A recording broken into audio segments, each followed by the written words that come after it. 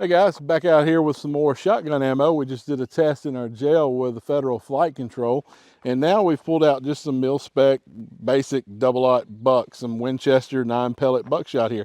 So I'm going to open it up here. We're going to take a look and see how it does in the jail. I do not expect it to perform nowhere near the level of the Federal Flight Control. That's to be expected, but we're going to see what it does anyway. I will say this.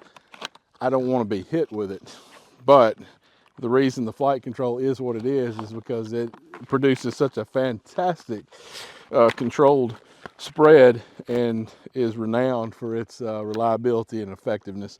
So this is just our standard double-aught 9-pellet buckshot right here, a little Winchester load. I'm going to throw it in the Mossberg, put it on the gel at about 4 yards and see what happens. All right, so here we are. We got our gel set up in front of us. We're at about 4 yards, give or take. Right here, we see where the flight control went in. I'm going to try to put this a little bit above that so we can get a decent look at what these pellets do once they enter the gel. Here we go.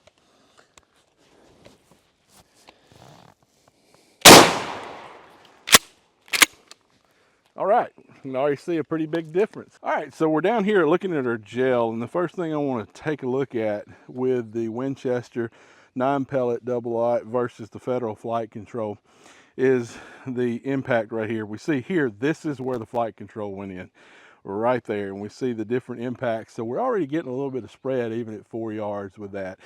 So the reason we're a little concerned with that is because of a flyer if we're out past that distance and we're taking that shot 7 to 10 yards. But at this distance, that's a highly effective job that actually did. And then we take a look and we can see the path that it followed. The bottom path is the flight control, so the top path is where we see the pellets with the Winchester 9-pellet right there. Actually did a pretty solid job, resulted in no over penetration.